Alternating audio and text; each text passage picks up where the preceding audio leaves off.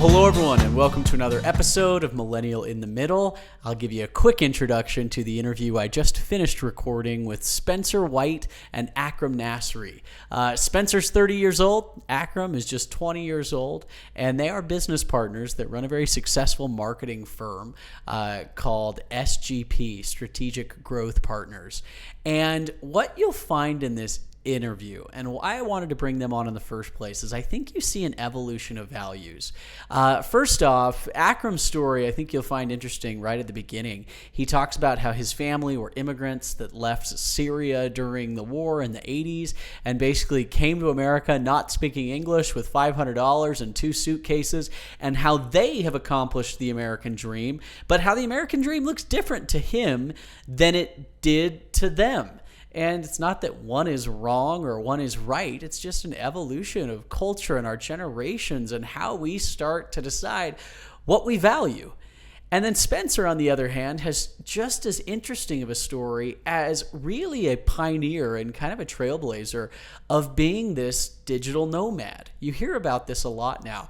And since COVID, flex work, remote work, traveling abroad, and still being a responsible working individual is way more doable.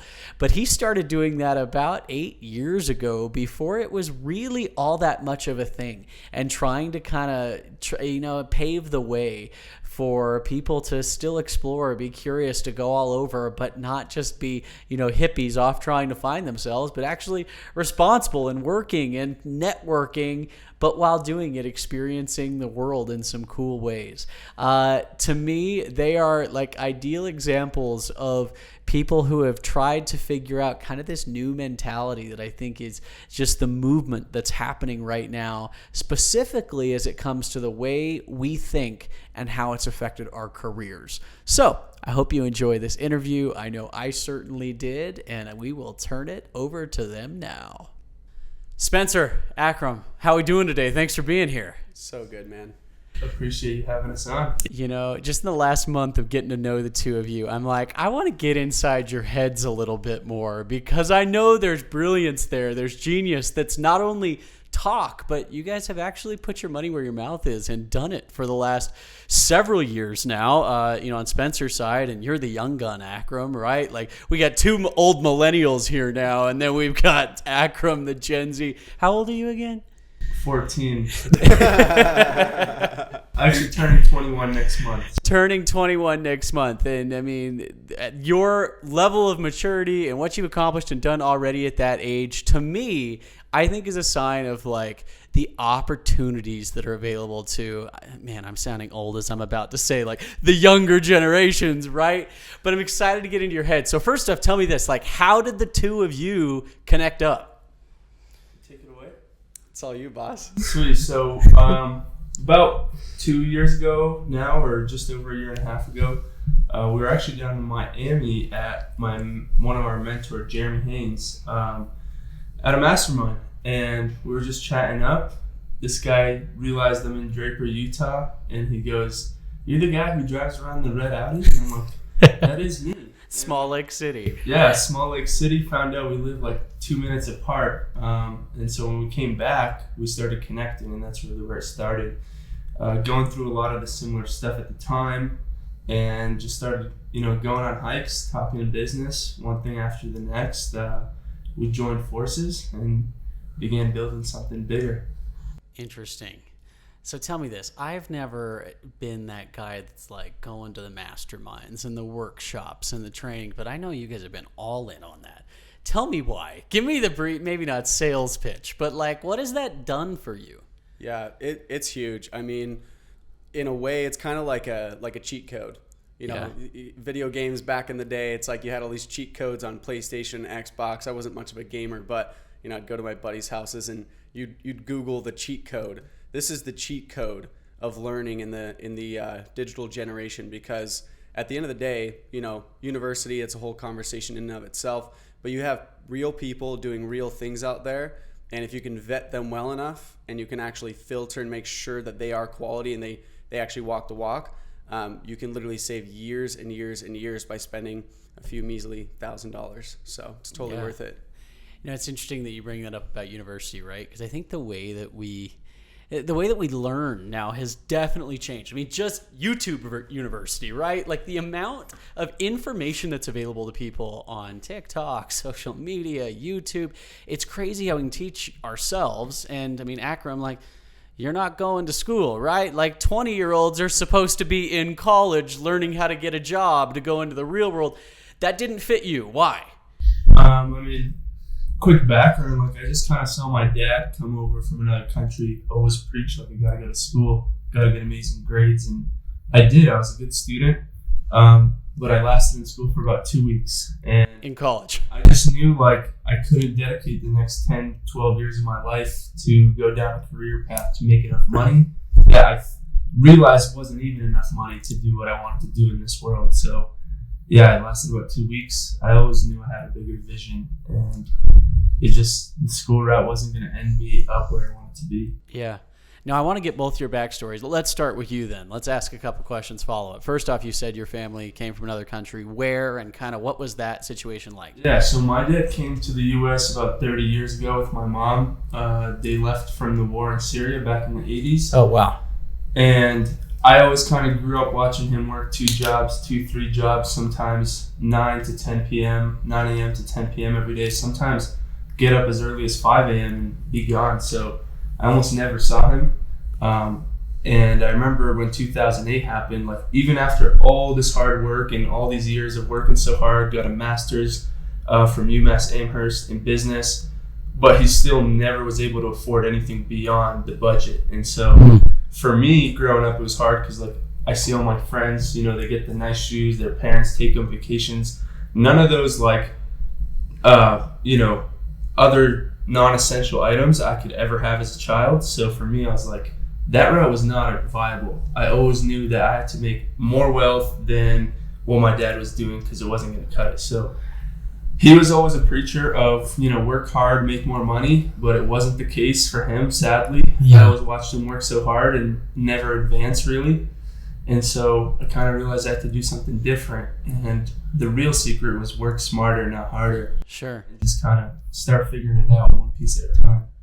So a couple questions on that. One, you say like when I was younger, when I was a kid, you're 20. Like when did those thoughts start going through your head when you were thinking like, oh, my dad's on this path, I would like to be on a different path? Man, it was as early as like 7, 8 years old. Okay. Even 12 years old. Like as soon as I was 12, I went out, started mowing lawns all around my neighborhood. Yeah. Selling stuff on the golf course. When I was 14, 15, started hustling, selling stuff on the side, flipping sneakers. So for me, I always knew like even getting a job at such a young age, I had to go an alternative route. Like everyone's working at the grocery store. I found a sales job on the golf course making 5 times more than anyone my age. Yeah. So even like later on, as it advanced, I was 16, flipping sneakers, doing random stuff on the side, making far more money than everyone who was working. Just because like I couldn't go the $12 an hour route. Yeah. I knew I had to make more money than what was out there. What I think is fascinating about that, and obviously feel free to pitch in on this, Spencer. We're going to talk about him for just a second, and then we'll jump to you, but be a part of this. I think the difference of what the American dream was to your parents, right? Like coming here in the 80s, fleeing Syria, coming to the U.S., in a lot of ways, like they experienced that version of the American dream, right? But it's almost like an evolution of that where you now, as the second generation American, like you were born here, all of a sudden go, okay, now the dream's not to just make $15 an hour and have freedom. Now it actually gets leveled up, right? Would you say that's accurate? And how do your parents feel about like the American dream and what you're doing? Yeah, 100%. I think my parents are still stuck in the illusion of living out that American dream because even 2 years ago, they wanted to upgrade from a little split ranch house. They moved from Boston to Georgia to get their version house of an American dream with a pool, 3 floors, So they're still after that, but my version of the American dream is not being tied to one location, being able to work from wherever you want, showing up whenever you want, creating your own hours, traveling the world, creating massive impact. And they just were never in that time where they were able to see that or be able to live that way. So then we know what it's like to actually, show up every day at 9 a.m., clock out at 5, and go back to this colonial style home with a pool in the backyard. And that's his version of the American dream. And to be honest, like, I kind of accepted it eventually, because that was one thing, is you always kind of fight with the reality, like, why don't my parents understand me? But actually it was more like I had to understand them, actually, because I realized, like, for someone who came with 2 suitcases and $500 and didn't speak English 30 years ago, to graduate with a master's degree from a business school back in the day, to, have built what he built and raised a family in this country and actually even have that type of house, I'm like, in his eyes, he made it. So I now take it upon myself to, like, expand that legacy. And, I know they don't have a retirement plan, so I am the retirement plan. He's got the mortgage forever. So, you know what they say about the mortgage is, it stands for, like, a death sentence, essentially. Yeah.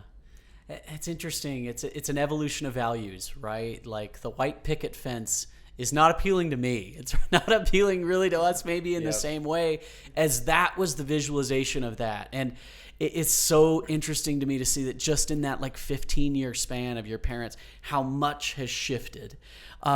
Speaking of shifting, I'm going to pause on you for a second, Akram, and let's shift to Spencer, right? So, Spencer, you are old, like me, compared to this guy, right? Yeah. We're a decade older. So now, like, there's a little bit of difference here. So you 10 years ago, being a digital nomad or flexible work or remote work wasn't even a thing, right? But you were one of the trailblazers in that world. Yeah. I love that. Let's hear about it. Such an interesting process because, I mean, ironically, in my teens, there was guys who were starting to write books about living abroad and things like that. And I remember, like, if I even brought that stuff up to anyone around me, they were like, dude, what are you talking about? Like, no one really did know. But I was reading those books at 16, 17, 18 because we got to see the on take of the internet. Right? Like, I remember I had a flip phone and you didn't hit the internet button. Yes, the Razor was so cool, right? Did you have a Razor? Yeah, we were just talking about that yesterday. Yeah, we had the coolest Razors, right? And then they came out with the other Razor Slim or something like that, where it didn't flip open. I had the Pebble phone. Do you remember the Pebble one? Oh, yeah. That was cool. I had one lime green. I look back at that now. I'm like, I thought that was cool, but okay. At one point, even Blackberries were cool. Oh, the BlackBerry Pearl. That thing that had the little scroller, that was amazing. Yeah, full keyboard, QWERTY. Okay, sorry. Hold on. Do you know what a Razor is, Akram? Oh my, this is pathetic. We need to split up these interviews. I can't put an image to it. Okay. All right, Spencer, keep going. So you're 16 years old with the coolest Razor, and you grew up in Southern California, right? Yeah, exactly. So quick background on me. I had a father with Parkinson's starting at 3 years old. That was a really interesting thing to be around. Wow. And I had 2 older siblings, older sisters, amazing, incredible humans. And then my mother, who was just trying to provide for everyone because my dad had been the breadwinner. And when it all kind of fell apart, he went through a pretty severe depression for 5 or 6 years, kind of locked himself in his room, as he was trying to come to terms with this thing where he's disconnected from his body now. So I watched a man. He's 6'5", by the way. I'm 5'10". I don't know what the heck happened to me. Wow. Yeah. He's a huge... I was hoping for the opposite. My dad's 5'10". I was hoping for 6'5". Me too. But this gigantic human, I basically had a front row seat to watching him as his manhood took a different backseat. Wow. And that was tough, for him. And then for me, it was kind of normal. For my sisters, they took it really hard. So that was kind of my background. So I kind of had an empty household. I was very fortunate. I didn't grow up in the valley of Simi Valley, like the base floor. That's where, like, the normal people lived. I grew up in the mountains where my dad had actually built the house because he owned a general contracting company. And he built the house, and I was kind of up there. And so I had dirt bikes, and I had a wolf dog. So I would just go cruise in the mountains solo, or my friends would come up and ride. And so I did have a really unique and cool childhood from that standpoint. But long story short, I just knew I couldn't go the corporate route. I watched my mom do that. I watched my dad's dreams kind of crumble in front of him, which was the entrepreneur dream. And I just knew, I'm like, I got to do something. And ironically, they named me Spencer, which means dispenser of provisions. And they used to tease me all the time, like, you're going to be the dispenser of our provisions for the rest of our life. And I'm like, great. So that's kind of my subconscious floor. But Yeah, the internet thing just kind of came about, and I watched people start to travel here and there. It wasn't a thing. Social media wasn't a thing. Instagram wasn't a thing. Instagram, I don't know if you recall this, but it was like portrait photography and landscape photos, literally. And I remember someone showed me for the first time at like some sort of college party. And I'm looking at it and I'm like, I don't understand. Like, you just upload photos. What's the purpose? It hit big like 2011, 2012, I think. I mean, Instagram was all excited when Obama, the president, like posted a picture on Instagram. Like, wow, and Snoop Dogg. Like the fact that all of this has happened in such a short amount of time. And so you went to school. Right? So, because that was the option. You go to college. Yeah, I did. I kind of had a mixed situation. So the town I grew up in was blue collar. All my friends still to this day, and I love them. They're incredible humans, but they're still doing blue collar work. And I just knew I had to get out. So at 20 years old, I was actually asked to take over a company I'd been working for. I was doing carpet cleaning, like manual carpet cleaning. Like I'd come into places like this and commercial, residential, and I'd literally clean carpets. And I just remember thinking, like, I have to find a way to make money with my mind and not with my hands. Sure. And so I wanted to be location independent. And long story short, I just woke up one day and I was like, dude, if I stay here, I'm going to be blue collar. Like, there's no way around it. So at 20, I used like the one lifeline I had, and I had a family friend up in Alaska. And I said, I'm selling everything, and I moved to Alaska.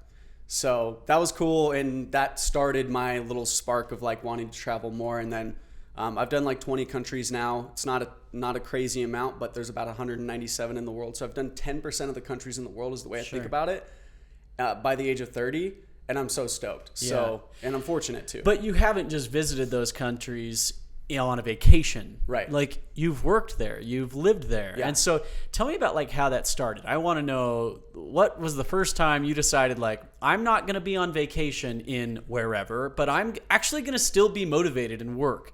Because I think the vision we have in our mind is, it's almost the Julia Roberts Eat, Pray, Love.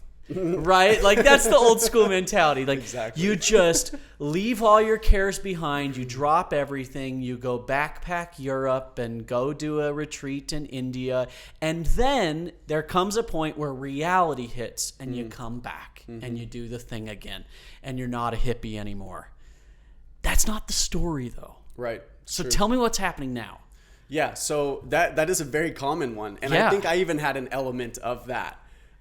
Because the way that I started, and I wouldn't recommend doing this now. I would recommend actually, honestly, like if I was speaking to someone in the early stages of marketing, for example, right? Because that's what I can speak on.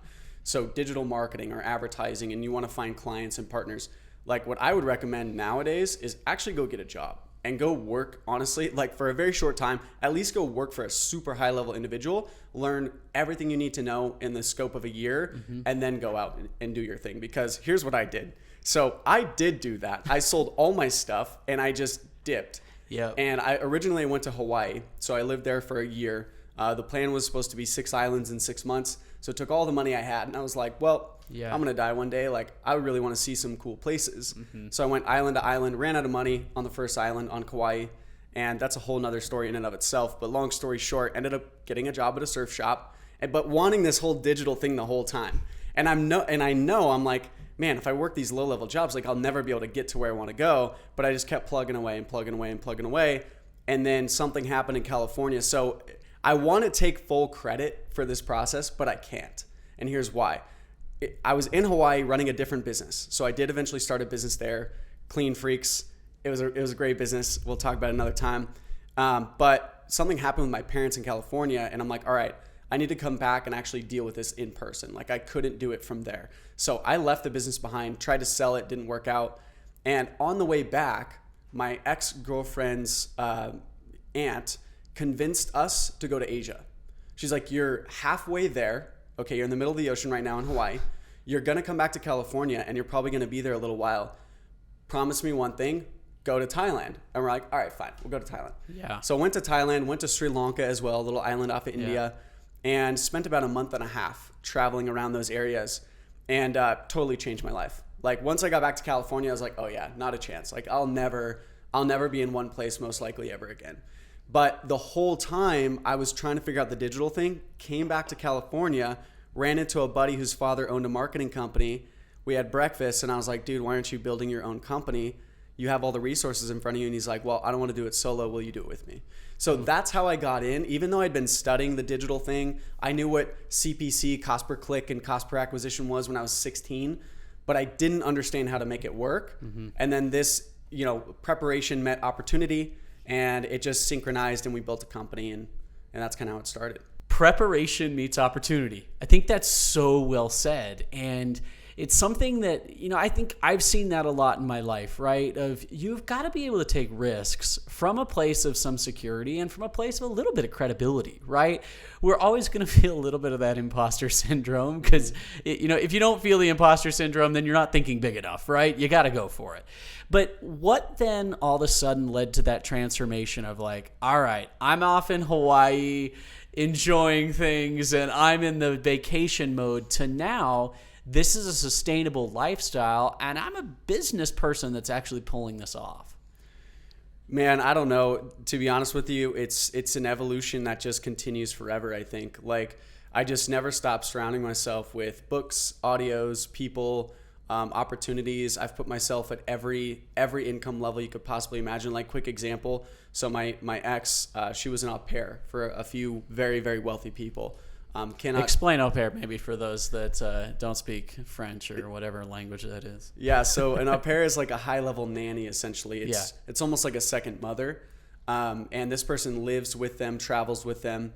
And so we worked into the contract. She worked for a few billionaires and people worth hundreds of millions of dollars. And so we worked into the contracts that wherever she was, they would fly me out. And so that's part of the travels that I got to do, was flying out with these people and sitting on mega yachts and sitting on private jets and going to dinners that were $3,000 and, seeing those levels. And then I've seen the poorest of the poor, backpacking through places where I didn't have a cell phone. We didn't do SIM cards and things like that when I was traveling. We literally had a physical map and tried to speak the language and tried to understand how to get to where we need to go. So I think part of that has been my evolution of making that ultimate decision of like who I am and recreating that identity as a business person and a digital nomad, right? Someone who can bounce around and live in different places. And so that's my personal experience. That's interesting. Side note, we were talking cheat codes. Everyone at home, did you hear the cheat code he just gave? All the young guys want to date a flight attendant because it comes with the flight benefits.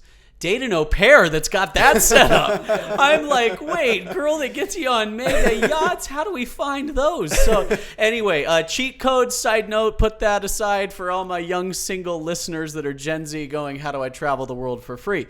Be like Spencer.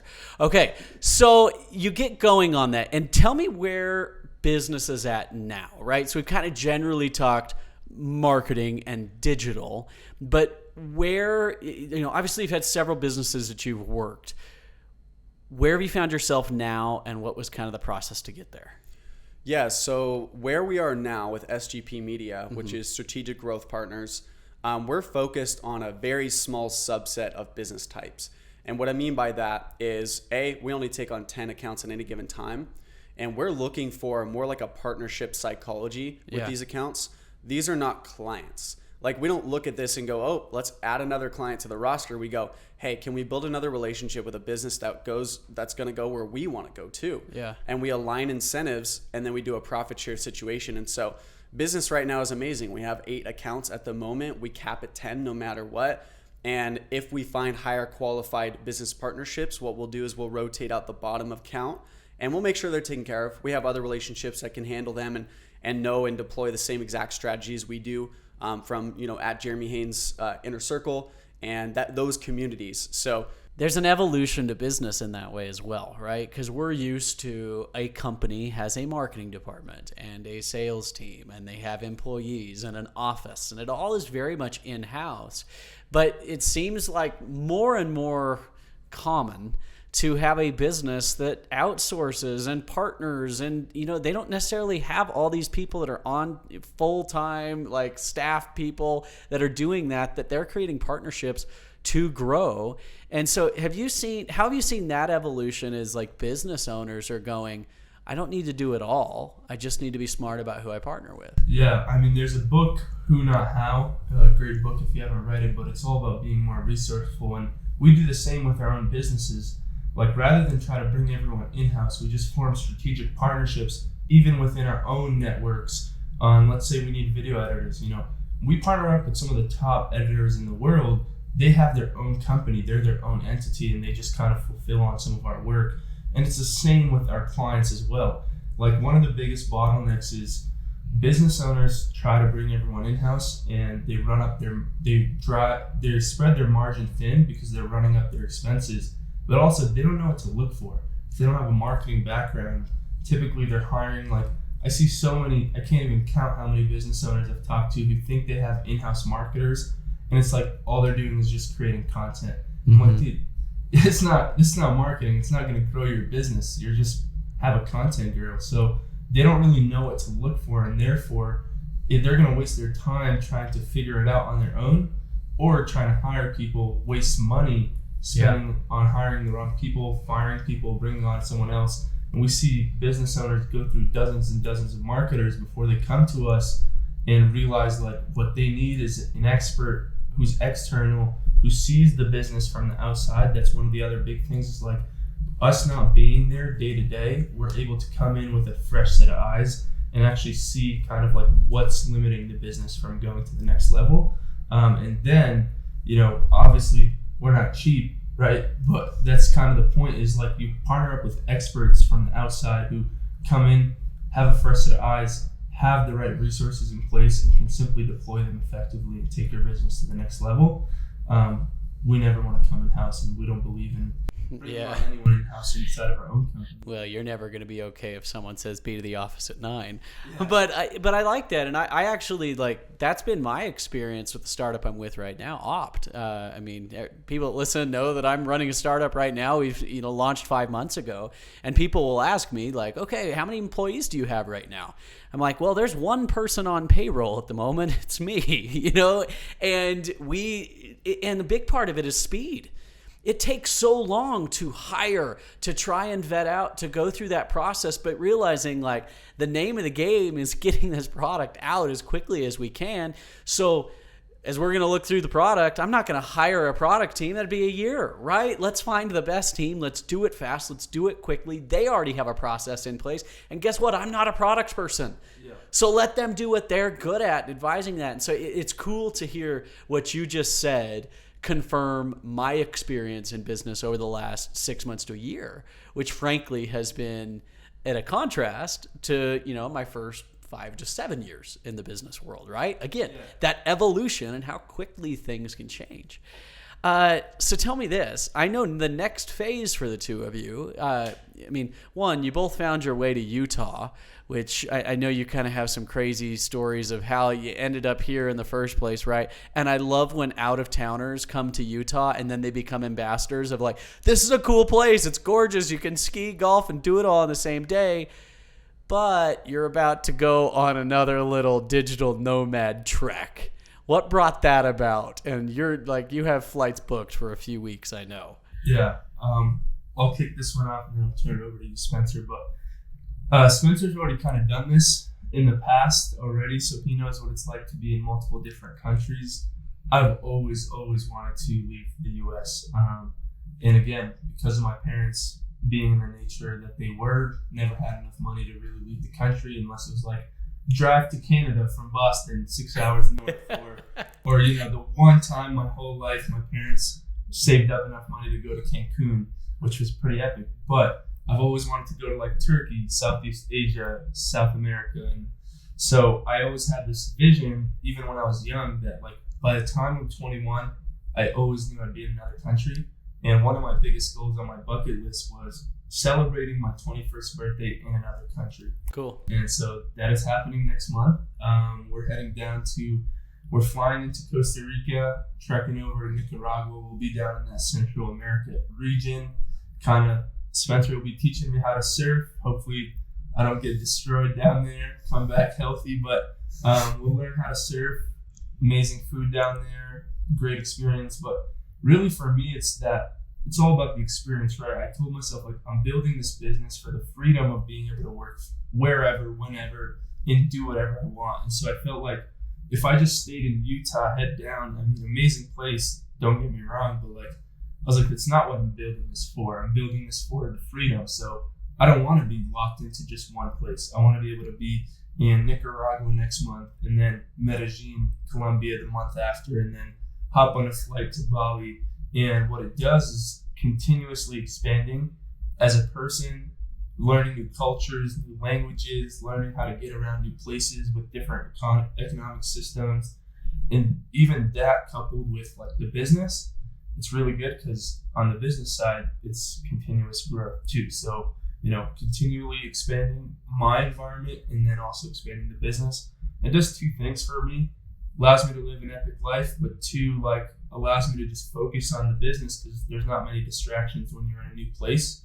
So, you don't got the buddy who's down the street calling you on a Friday night, let's go out and do something when, you got some important work to get done. So won't be any distractions there. I'll have total control of what I want to do, when I want to do it.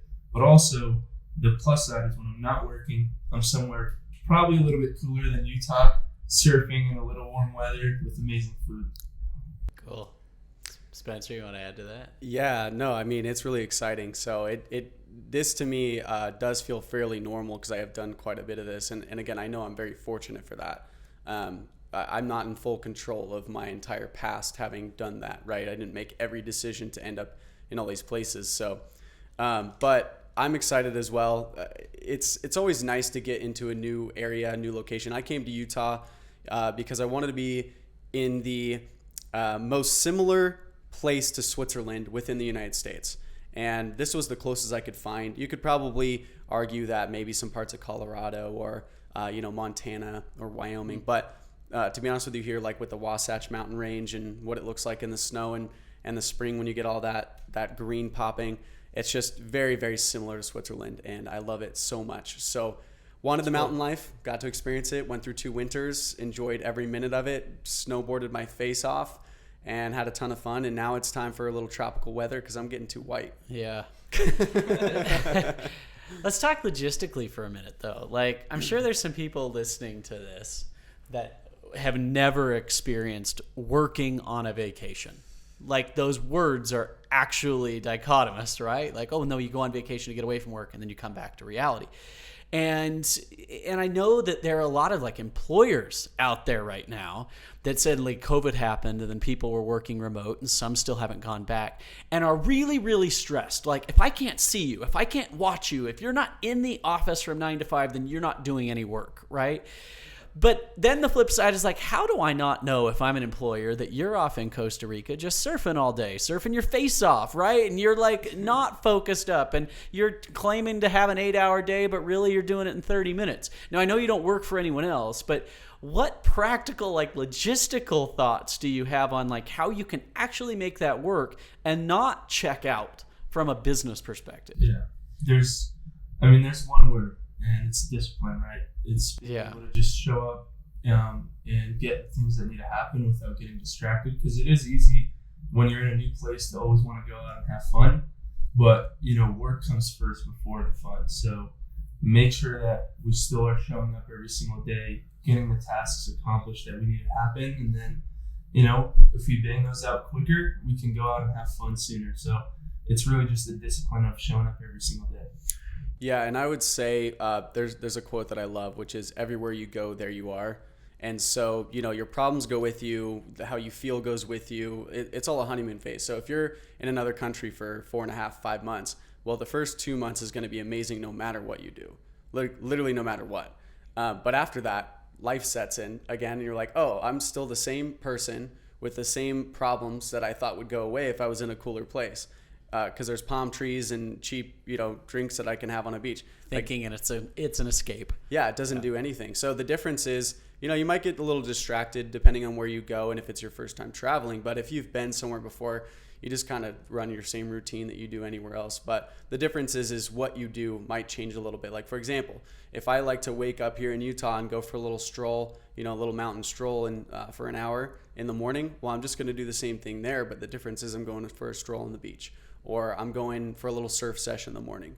But at the end of the day, priorities still have to happen. And from an employer perspective, hopefully this is part of the evolution of companies moving into the next 5-10 years. And I think it might be for some.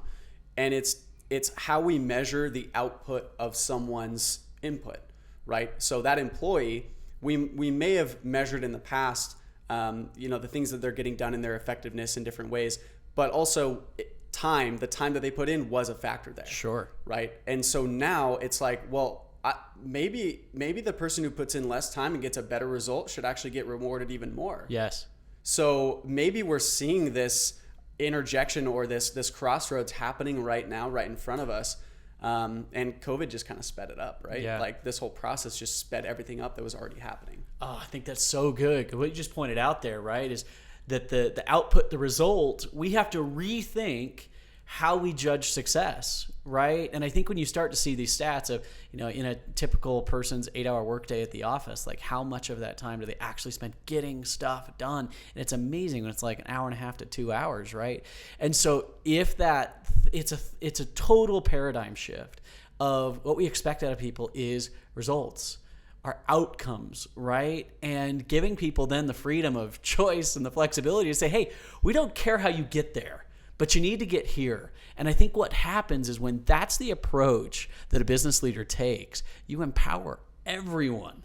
And I almost said under you. And I'm like, no, that's the paradigm shift as well, with you, right? To say, hey, what can we do together? And let's get creative and empower everyone to, Akram's going to, if he were to roll into a business right now, you're going to think differently as a 20-year-old. And as a business leader, you are absolutely crazy if you don't embrace that and say, well, what is he bringing to the table and how can we implement that, right? Yeah.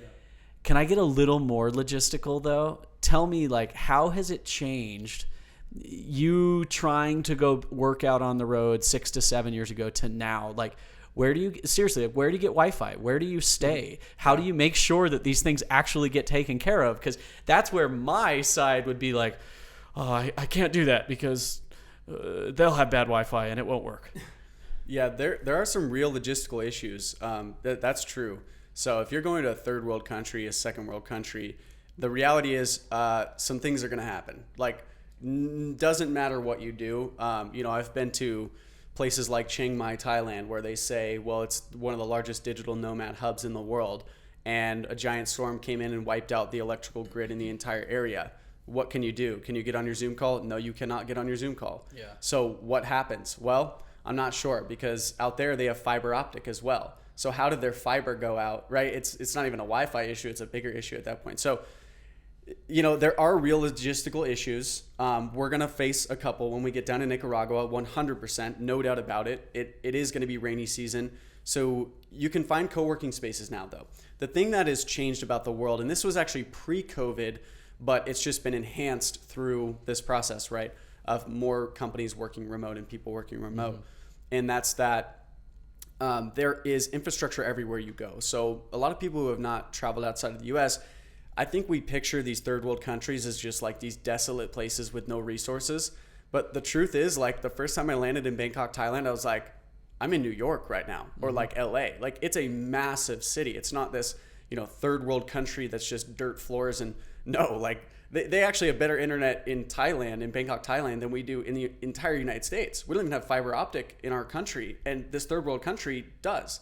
So it's kind of funny how this stuff works, but no, the infrastructure is actually really, really good. And nowadays what you have is these savvy digital nomad type, and they're traveling around and they're finding the best locations, and then they're building incredible cafes, incredible co-working spaces, amazing gyms, and top talent from around the world doesn't want to be where they grew up. So they're there too. So you go to Bali, and there is some of the best cafes I've had in my entire life, because you have the Australians. Bali's like the Mexico of Australia. Mm-hmm. So they just dip right over and they go build a cafe, and they're living in paradise, right? And they just get to hang out in Bali all the time. And then you have Americans who don't travel that much, by the way. Most Americans. Oh, Americans are clueless. They don't We get out there, we don't know how to do it. Yeah. And it's scary. And it's, you go to Europe though, and I think this is partially because they have so many countries close to them. So bouncing around in Europe is, it's just like a byproduct of growing up there. But I've talked to and I've met a lot of Europeans on the road, and they all work and travel and stuff. But something that's very common in the European culture, if you have the money, is they save up, from their early working days until they graduate their primary schools and their high school essentially. And what they do then is they go take a year off, and they take all that money And before they go to college, and I love this idea, before they go to college or university, they go see the world. And they usually go alone. So you're talking about a 17, 18, 19-year-old kid, right? And they're just dipping with maybe one friend, but usually alone, to some third world country, and they'll be gone for a year. And they're discovering themselves. They're discovering other humans. They're discovering the world. They're discovering all this stuff. And then they go back and select a job. That's not everyone, but the percentage of people that do that, can you imagine how incredibly powerful that is versus the American system, which is school, more school, real world, get punched in the face because the real world didn't match up with what was in the textbook. And then cue midlife crisis. Yeah, exactly. I think that's so cool. And thanks for getting logistical with me, because I think a lot of people, especially those that are older that listen to my podcast, like, this is so foreign to think about how this could even be a possibility. It's interesting. I've got a good friend. I'm going to give their company a free plug right now, but my friend Emily Northway, she's lives in Norway. She was on the show like a year ago, but she works now for a company that she's a CMO, all about creating these remote workspaces for people trying to travel like that, and actually like membership programs to go into a city and have a place. I'm like, that's so cool. We've had a chat, because I've never done that. Like, that's scary for me. I'm hearing about this like, I don't know if I could take that step. And she's trying to be like, no, come prove it out. Like, we would love to see someone that's running a tech company still come do your thing and come do it out here. And so I think that's probably in my horizon. Maybe not in the month of June, but you got to do it. Do it. Well, maybe I come visit you guys in Nicaragua. Maybe just do that. Absolutely. Or where else is on the list? That's what I'm going to do. I'm going to get your lineup and then just decide. Yeah. You guys figure out the Wi-Fi. You figure out all the spots. I'm probably not going to surf. I'm too big of a wuss for that. But I will be strong enough to figure out where I'm going to go to try and work remote and pull this off. Try to revive my Akram mentality. That's the goal. I mean, it's still not totally set in stone, but we've got kind of Medellin, Colombia on the radar after. We were looking at, while we were down there, Brazil, Costa Rica, a couple other of these spots. Brazil was a little bit too cold right now. It's their winter time. So. Yeah, I went there in their summer just a few months ago, so I beat you to it on that one. Nice, yeah. So we got to go check that out, but eventually, at least for me personally, me and Spencer at one point might end up actually going to separate countries. Just because I always have wanted to experience what it's like alone in a totally third world country. So, I might take off to Southeast Asia, go to Thailand alone, and then maybe, Spencer will come up to Bali and we'll end up in Bali together again. So just really kind of making our way around and eventually end up in Europe, travel through Europe, France, Switzerland, Spain, all the nice places, Italy. We'll make our way around for sure. I love it. I have no doubt that you will, and you'll also be really successful as you do it. Let's end with this. For those out there that maybe this episode has inspired them a little bit, or like my cousin who just graduated high school, and I said, "What's the plan, man?" And he said, "I'm going to graduate when I'm 30. So that's awesome, right? But let's throw some details in the middle of what do the next 12 years look like. What would you say to a Gen Z 18-year-old just graduated from high school whose plan is to travel the world, be awesome, retire at 30? Now what? Yeah, so first thing first is you got to find something that you're, valuable with. Acquire a high income skill, find something that you're passionate about, and figure out how to make a lot of money doing it. There's so many people teaching how to do makeup, literally teaching how to train your pet, right? All these random, unique ways, but everything is valuable. If someone's willing to pay top dollar to learn that thing. So once you find out what you're passionate about, just go find a way to create massive value around it. And the first step, like Spencer said at the very beginning, is you got to find the shortcut. And so the shortcut's always invest in yourself. The biggest investment is invest in yourself. Continually expand your knowledge, your education, your awareness, but also get in the groups of the people who are where you want to go. So invest in the right mentors, invest in courses, masterminds, communities, books, everything that will help you get closer to that. Because frankly, you're not going to learn it in a classroom in a college setting. I've seen so many people. I was out in LA one time on the beach, and this guy next to me said he graduated from UCLA with a marketing degree, and I'm curious, trying to pick his brain what they taught him. It has nothing to do with the way marketing is nowadays. It's super outdated. And I'm like, it's because the professor is not a marketer. You know, I'm going to go learn from one of the best marketers, Jeremy, who is Grant Cardone's marketer and has skilled many other guys like Manny Koshman. And so we are actually very humbled and grateful to like have learned from literally one of the best to ever do it.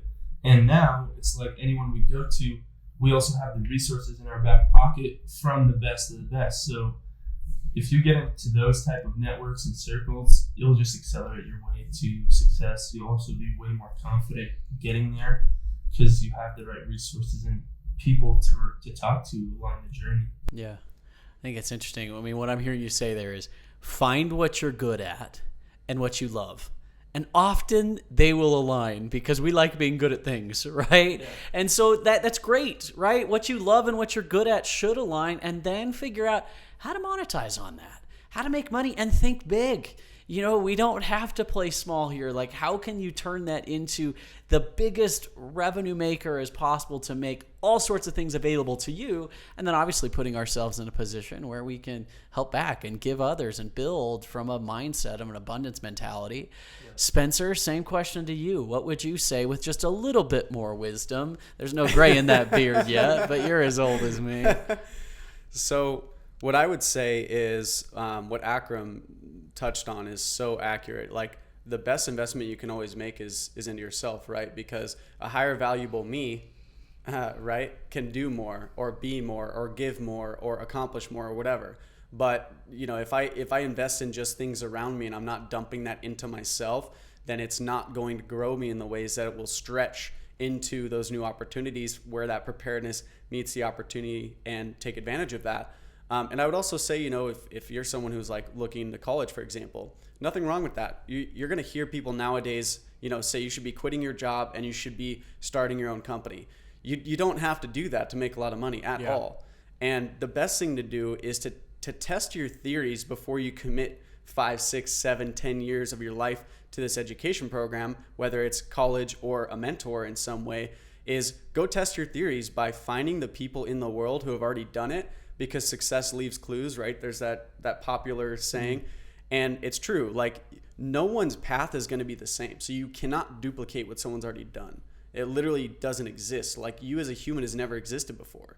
Your journey has never existed before. This is unique. It's like a thumbprint, right? It's never happened. So we can look at someone else and get some really good ideas and go, well, this is how they did it. And I might be able to apply those things, but they may not work for you, and they also might work for you. So test those theories. You don't have to go to school for 10 years to figure out if at the end of that road, if the rainbow is really there, right? Go find the people who did go that path. Study their life, study their relationships. Look at, are they even happy? Most people aren't happy. And happiness is also maybe not even a place, and not to get into this because I know we're tying this off, happiness is not even a place maybe that we can stay as humans. Yeah. Right? It's this wavelength of ups and downs, and that's what just life is. It's just riding these waves. And so beyond that, you know, but most people can't even figure out how to be content, satisfied, you know, not just happy, but in their life. So study that. Find the elements of super successful people that have exactly what you want, and take those elements, apply it the best that you can. But yeah, don't listen to the one guy that says go quit your job and start something. Go learn from the best. Go learn from the best in whatever field, and go from there. And I think that's so well said. I love that for two reasons. One, you brought it back to surfing, riding the wave. Like, well done. I can see what's on your mind. But second, I love that thought of we all want a proven system.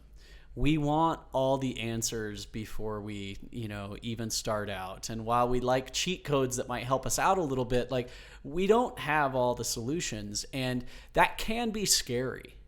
And if we feel like, we've got to figure it all out right now, we're never going to get there. And so embracing that mentality of like, in a way, life is an experiment. It's the greatest experiment, and it should be one that we enjoy along the way and we learn from. And as we do that well, we grow, we help others to grow, everyone succeeds. And I think hopefully this evolution in the way our generations are thinking, I think we're on to something. And I like being an advocate of some new ways of thinking that broaden our horizons, broaden our scope, and allow us to do a whole lot more. And you two are great examples of that. So thank you for coming on the show, sharing some of your thoughts, some of your experiences. I really was genuinely curious to ask some of these questions today, and I hope that our listeners enjoyed that in the same way. Where can they follow you or keep up with the two of you if you want to see what, I mean, I know you guys post a lot on social media, so like follow behind the scenes of life on the road, being a digital nomad. How do they follow? You guys can follow us on Instagram. My handle's at Akram.Nassri. That's AKRAM for those who always butcher my name. Perfect. I'll put it in the show notes so you can spell it right. Don't worry. But follow you on Instagram. Same for you, Spencer. Yep. And Spencer Wight, Wight. So it's not right, it's White. But all right. Yeah.